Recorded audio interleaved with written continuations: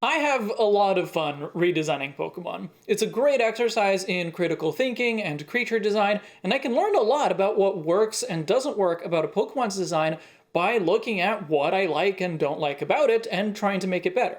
But most of the time, I redesign Pokemon whose official designs I dislike, or at least that I identify something specific that I think could be done better. That's not what I decided to do for today. I've been thinking about what I'm going to do when I redesign Eevee and its evolutions for the new 151, and so as a sort of practice run, I decided to redesign Umbreon. Umbreon is my favorite Pokemon, in case you couldn't tell that from the name of the channel, and so this was a big challenge. But just because I love Umbreon, that doesn't mean that I can't identify points for improvement. It is a very simple design, and it actually has some details that are surprisingly unique among Eevee evolutions, so that's where I started. For example, Umbreon is the only Eevee evolution that has proper ears, but doesn't have ear holes. I think it would be nice to give it that consistency, but it does make it harder to figure out where the ear ring should go, like just a band on top or a circle on the back.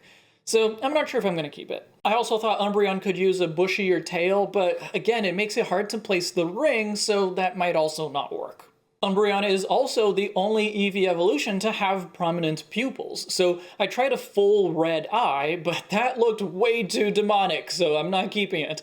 Demonic might be fitting for another dark type, but it's not Umbreon's vibe.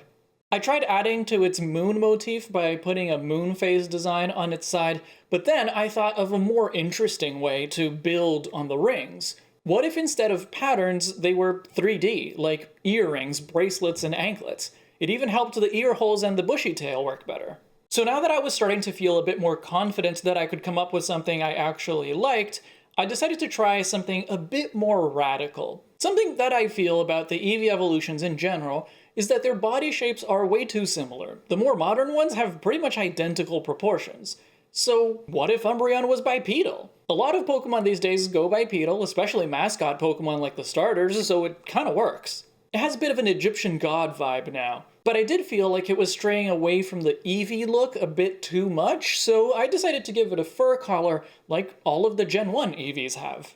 This was an interesting direction, but I think the Egyptian god thing was too far from Umbreon's core concept. Umbreon is at least partly based on a moon rabbit, so I tried emphasizing its rabbitness, with big floppy ears and a short tail. In most places I got rid of the bracelet rings and put the patterns back, but I felt like on the arms it made sense to give it a fur ring. I also changed the fur collar to make it look fluffier, and gave it crescent-shaped eyebrows.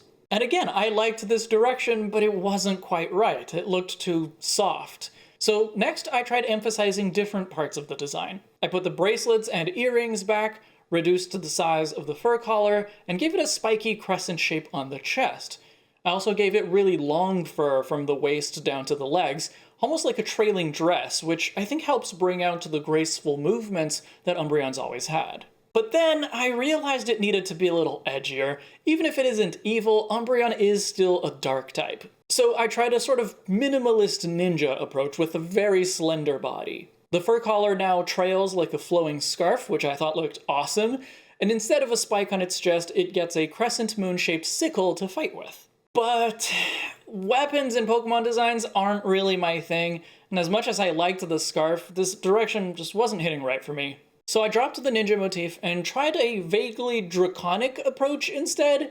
I knew that wouldn't fit the concept super well, but I still hadn't settled on a direction, and visually I thought it could work. I'd work out the details later. So I gave it a long tail with a poof of fur at the tip, a wider, sturdier stance, and a longer neck and longer face.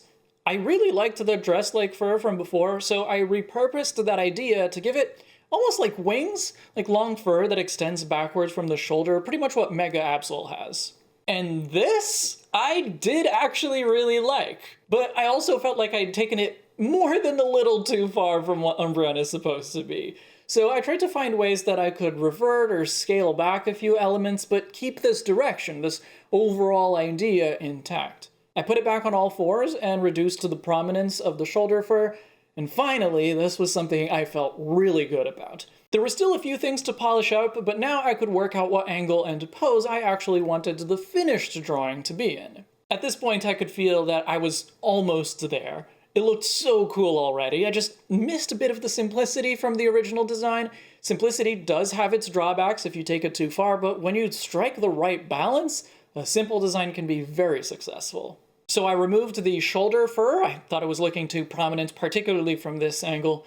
I shortened the neck and face a little and removed the ear holes after all. And then, as much as I liked the big rear legs and tail, I felt it looked too dissonant from the front half of the design, so I shrunk the legs and gave it a shorter tail. Now this was an Umbreon I could be proud of. So I got started on drawing the final line work and deciding the colors. It was just missing one little detail and a last-minute color change to make it perfect. It was really tough to get here, but ultimately I'm very proud of this redesign. I wish I could use this Umbreon in-game. I'd love to hear your feedback on this new take on Umbreon. I know it was quite the ride to get to this point, so if there was some design element that you wish had stuck around from a previous iteration, let me know in the comments. Thank you for watching. Shout out to my patrons and YouTube channel members who helped make this redesign possible, especially to luxury patron Ethan from Chicago. Stay smart today, and I'll see you in the next chapter.